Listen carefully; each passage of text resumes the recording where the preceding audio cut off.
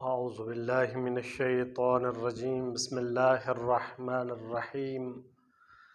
الحمد لله رب العالمين والصلاة والسلام على سيد الأنبياء والمرسلين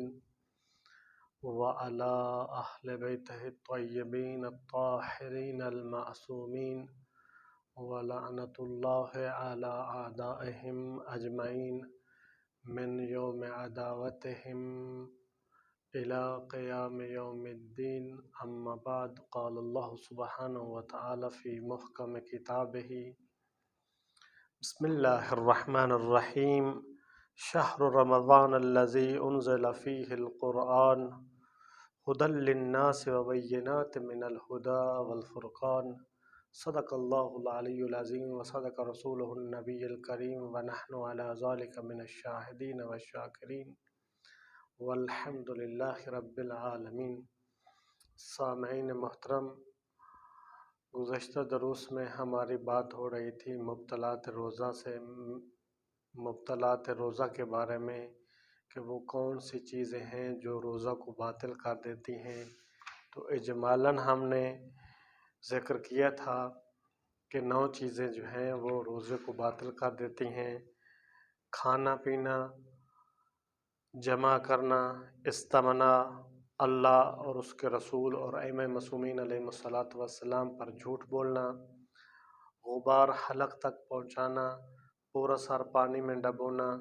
صبح صادق تک جنابت اور حیض اور نفاس کی حالت پر باقی رہنا، کسی بہنے والی یعنی مائع چیز سے حقنا انیمہ کرنا، قے کرنا۔ تو ہم نے کھانے اور پینے کے بارے میں مفصل گفتگو کی تھی۔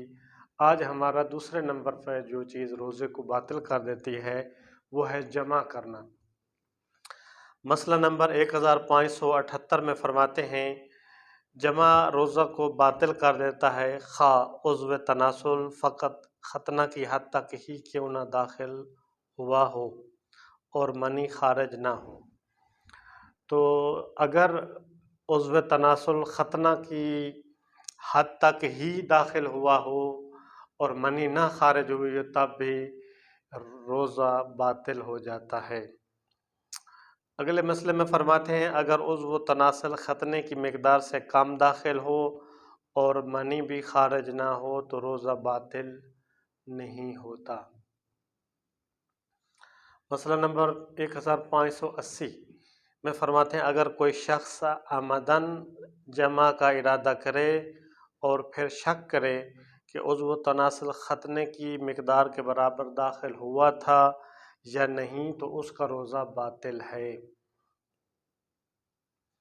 اور ضروری ہے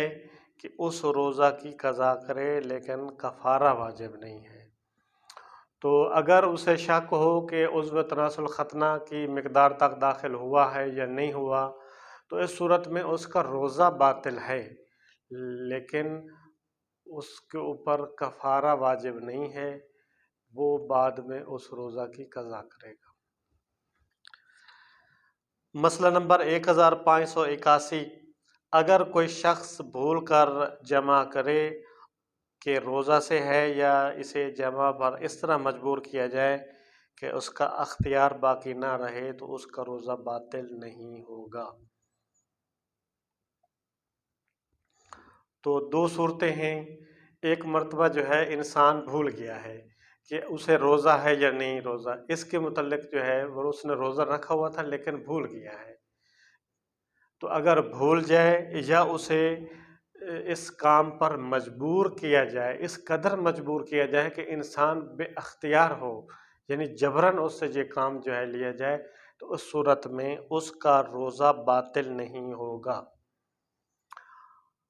البتہ اگر جمع کی حالت میں اسے یاد آ جائے کہ وہ روزے سے ہے یا مجبوری ختم ہو جائے تو اسے چاہیے کہ فوراً جمع ترک کر دے، اور اگر ایسا نہیں کرے گا تو اس کا روزہ باطل ہو جائے گا۔ تو ایک ہی مسئلے میں 2 مختلف حکم ہیں۔ پہلا ہے کہ انسان بھول جائے، روزے دار انسان بھول جائے اور جمع کر لے،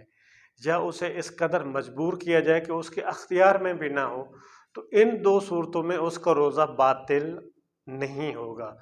اور دوسری صورت یہ ہے کہ اگر اسے دوران جمع یاد آ جائے کہ وہ روزے سے ہے، یا اس دوران جو ہے اس کا جو اس کے اوپر جو ہے جو مجبور تھا وہ مجبوری ختم ہو جائے، تو اس صورت میں اسے چاہیے کہ فوراً ترک کر دے،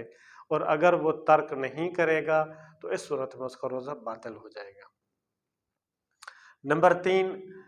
تیسری چیز جو ہے جو روزے کو باطل کر دیتی ہے وہ ہے استمنا۔ استمنا یعنی ایسا کام،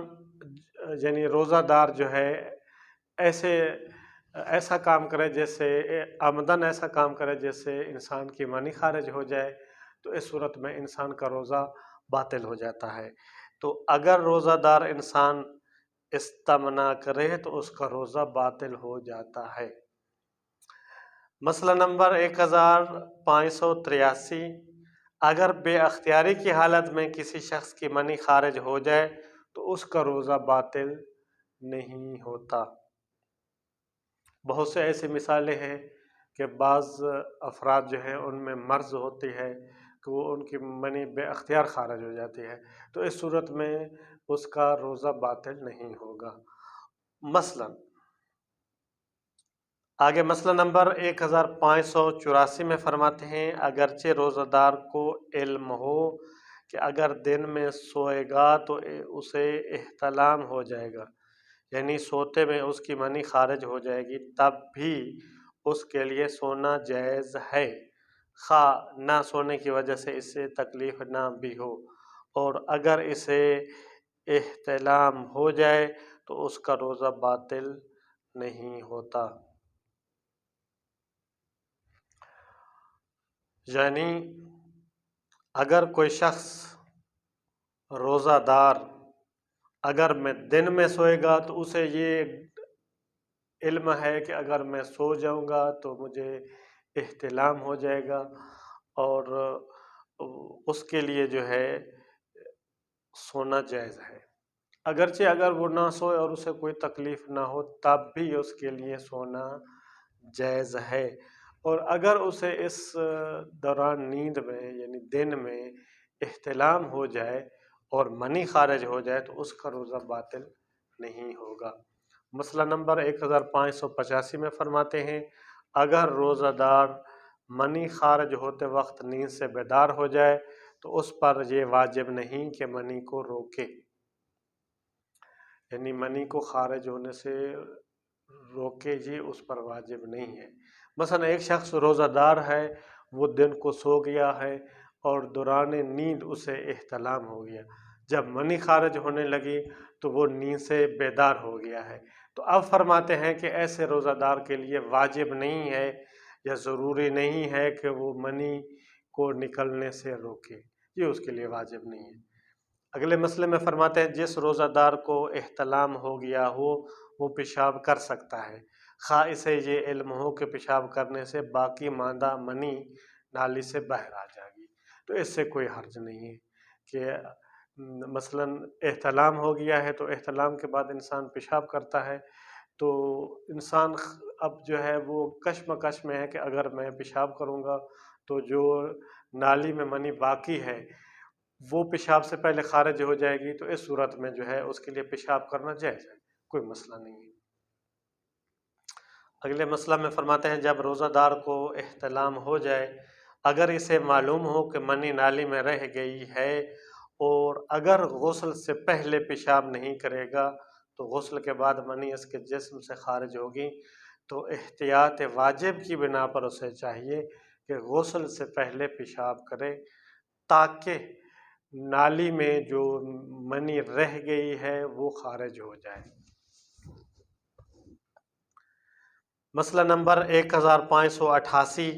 میں فرماتے ہیں، جو شخص منی نکالنے کے ارادے سے چھیڑ چھاڑ اور شوخی کرے تو خواہ منی نہ بھی نکلے تو اس کا روزہ باطل ہو جاتا ہے، اسے چاہیے کہ روزے کو تمام کرے اور اس کی قضا بھی کرے۔ ایک مرتبہ جو ہے انسان جو ہے اس کا ارادہ نہیں ہوتا، اس کا منی نکالنے کے ارادے سے ایک مرتبہ انسان جو ہے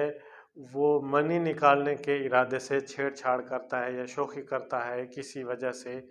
تو اگر اس صورت میں منی نہ بھی نکلے تو اس کا روزہ باطل ہے۔ تو اس کا حکم یہ ہے کہ روزہ تو باطل ہو گیا، تو اسے چاہیے کہ روزے کو تمام کرے،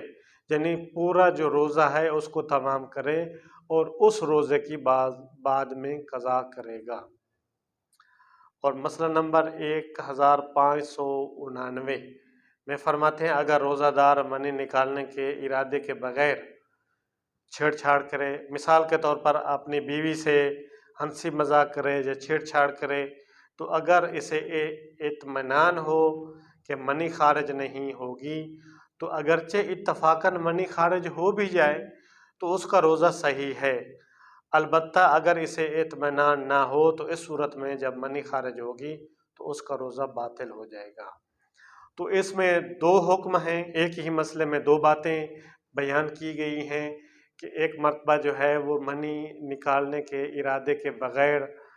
جو ہے چھیڑ چھاڑ کرتا ہے، اپنی بیوی سے شوخی کرتا ہے، ہنسی مذاق کرتا ہے اور اسے یہ یقین ہے کہ منی خارج نہیں ہوگی، اگرچہ اتفاقاً منی خارج ہو جائے تو اس صورت میں اس کا روزہ باطل نہیں ہے۔ اور اگر اسے اطمینان نہ ہو، یعنی اسے یقین نہ ہو، اسے پختہ علم نہ ہو کہ منی خارج ہوگی یا نہیں ہوگی، تو اگر اسے پختہ یقین اور اطمینان نہیں ہے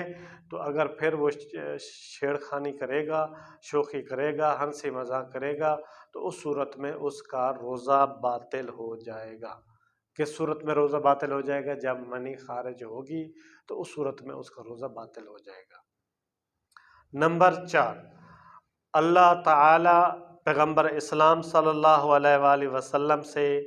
جھوٹی چیز منسوب کرنا، جھوٹی بات منسوب کرنا۔ مسئلہ نمبر 1590 میں فرماتے ہیں اگر روزہ دار انسان زبان سے یا لکھ کر یا اشارہ سے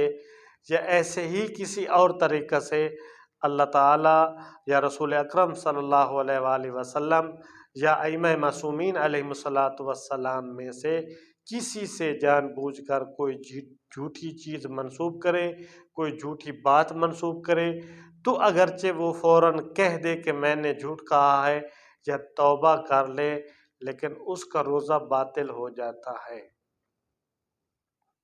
جو بھی صورت ہو، ایک مرتبہ جھوٹی بات کرتا ہے، جھوٹی بات منسوب کرتا ہے، لیکن اسے پتہ ہوتا ہے کہ میں نے جھوٹ بولا ہے، بعد میں توبہ بھی کر لیتا ہے یا فوراً توبہ کر لیتا ہے، تو اس تمام صورتحال میں اس کا روزہ باطل ہے۔ اور اسی طرح یہ تو تھا اللہ رب العزت، پیغمبر اسلام صلی اللہ علیہ وآلہ وسلم اور ائمہ معصومین علیہم السلام سے کوئی جھوٹی بات منسوب کرنا روزے کو باطل کر دیتا ہے، لیکن فرماتے ہیں کہ احتیاط واجب یہ ہے کہ حضرت فاطمہ الزہراء سلام اللہ علیہا سے بھی کوئی جھوٹی چیز منسوب نہ کی جائے، کہ جناب سیدہ فاطمہ الزہراء سلام اللہ علیہا سے بھی کوئی ایسی بات منسوب نہ کی جائے جو جھوٹ ہو۔ یہ سماحت شیخ حافظ بشیر حسین نجفی صاحب کا فتویٰ ہے کہ احتیاط واجب کی بنا پر جناب سیدہ سلام اللہ علیہا سے بھی کوئی جھوٹی بات منسوب نہ کرے۔ اگلے مسئلے میں فرماتے ہیں کہ اگر روزہ دار کوئی ایسی روایت نقل کرنا چاہے جس کے بارے میں اسے علم نہ ہو کہ سچ ہے یا جھوٹ ہے، تو احتیاط واجب کی بنا پر اسے چاہیے کہ جس شخص سے وہ روایت سنی ہو یا جس کتاب میں لکھی دیکھی ہو اس کا حوالہ دے، تو اس صورت میں جو ہے اس کا روزہ باطل نہیں ہوگا۔ یعنی وہ جو روایت اس نے دیکھی ہے، کسی شخص سے سنی ہے یا کسی کتاب میں لکھی ہوئی دیکھی ہے، تو وہ اس کا حوالہ دے دے، تو اس صورت میں اس کا روزہ باطل نہیں ہوگا۔ اگلے مسئلے میں فرماتے ہیں اگر روزہ دار کسی چیز کے بارے میں اعتقاد رکھتا ہو کہ وہ واقعی قول خدا یا قول پیغمبر اسلام ہے، تو اسے اللہ تعالیٰ یا نبی اکرم صلی اللہ علیہ وآلہ وسلم سے منسوب کرے، اور بعد میں معلوم ہو کہ یہ نسبت صحیح نہ تھی، تو اس کا روزہ باطل نہیں ہوگا۔ مثلا ایک روزہ دار انسان یہ اعتقاد رکھتا ہے کہ یہ جو میں بات کر رہا ہوں یہ اللہ رب العزت کا فرمان ہے یا پیغمبر اسلام صلی اللہ علیہ وآلہ وسلم کا فرمان ہے، اور بعد میں اسے معلوم ہو کہ یہ جو میں نے نسبت خدا اور اس کے رسول کی طرف دی ہے یہ نسبت صحیح نہیں تھی، تو اس صورت میں اس کا روزہ باطل نہیں ہے۔ مسئلہ نمبر 1593 میں فرماتے ہیں اگر روزہ دار انسان کسی چیز کے بارے میں یہ جانتے ہوئے کہ جھوٹ ہے اسے اللہ تعالیٰ اور رسول اکرم صلی اللہ علیہ وآلہ وسلم سے منسوب کرے، اور بعد میں اسے پتہ چلے کہ جو کچھ اس نے کہا تھا وہ درست تھا، تو اسے چاہیے کہ روزے کو تمام کرے اور اس کی قضا بھی بجا لائے۔ یعنی بالکل الٹ مسئلہ ہے۔ مسئلہ نمبر 1592 اور 93۔ پہلی چیز میں پہلے مسئلے میں ہے کہ وہ اعتقاد رکھتا ہے کہ جو میں بات کر رہا ہوں یہ قول خدا ہے، فرمان خدا ہے یا فرمان رسول خدا صلی اللہ علیہ وآلہ وسلم ہے، تو اس صورت میں جو ہے اگر بعد میں معلوم ہو کہ وہ جو نسبت تھی وہ صحیح نہیں تھی تو اس کا روزہ باطل نہیں ہوگا۔ لیکن دوسرے میں اگرچہ اسے علم ہو کہ یہ جو میں بات کر رہا ہوں یہ اللہ اور اس کے رسول پر جھوٹ ہے، لیکن بعد میں اسے معلوم ہو جائے کہ جو بات اس نے اللہ اور اس کے رسول کی طرف منسوخ کی ہے وہ بالکل سچی ہے، تو اس صورت میں اس کا روزہ باطل ہو جائے گا، اور اسے چاہیے کہ وہ روزے کو تمام کرے اور بعد میں اس کی قضا بھی بجا لائے۔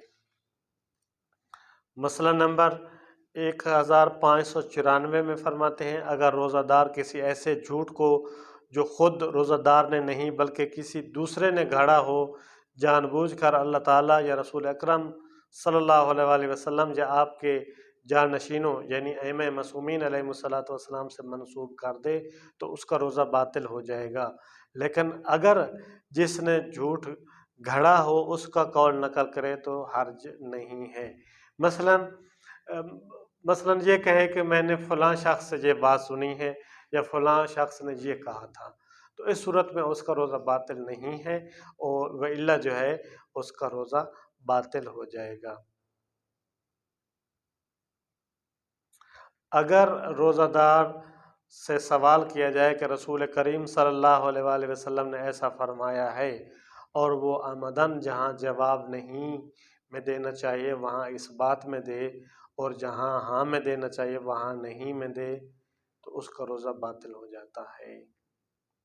مثلا اگر کوئی شخص روزہ دار سے یہ پوچھتا ہے کہ رسول اکرم صلی اللہ علیہ وآلہ وسلم نے یہ فرمایا ہے، تو اگر نفی میں جواب تھا وہاں پہ ہاں میں جواب دے دیا، اور جہاں ہاں میں جواب تھا وہاں نفی میں دے دیا، تو دونوں صورتوں میں اس کا روزہ باطل ہو جائے گا۔ اور مسئلہ نمبر 1596 میں فرماتے ہیں کہ اگر کوئی شخص اللہ رب العزت یا رسول اکرم صلی اللہ علیہ وآلہ وسلم کا قول درست نقل کرے اور بعد میں کہے کہ میں نے جھوٹ کہا ہے، یا رات کو کوئی جھوٹی چیز ان سے منسوب کرے اور دوسرے دن جب کہ روزہ رکھا ہو کہے کہ وہ جو کچھ میں نے گزشتہ رات کہا تھا وہ درست ہے، تو اس کا روزہ باطل ہو جاتا ہے۔ یعنی قول درست نقل کرے لیکن بعد میں کہے کہ میں نے جھوٹ بولا ہے، اور یا رات کو کوئی بات کرے اور جب دن کو اس نے روزہ رکھا ہو اور کہے کہ جو کچھ میں نے رات کو کہا تھا وہ درست ہے، تو اس کا روزہ باطل ہو جاتا ہے۔ تو لہٰذا روزہ دار انسان بہت زیادہ احتیاط کرے کلام کرنے میں، گفتگو کرنے میں، خصوصاً ہمارے خطباء اور ذاکرین حضرات جو ہیں وہ اس معاملے میں بہت زیادہ احتیاط کریں کہ کوئی ایسی بات اللہ اور اس کے رسول اور ائمہ معصومین علیہ الصلوۃ والسلام سے منسوب نہ کرے، یا منسوب نہ کرے جو جھوٹ پہ مبنی ہو، یا جھوٹی چیز ان کی طرف منسوب نہ کرے، ورنہ اس کا روزہ باطل ہو جائے گا۔ وصلی اللہ علی محمد وآلہ الطیبین الطاہرین۔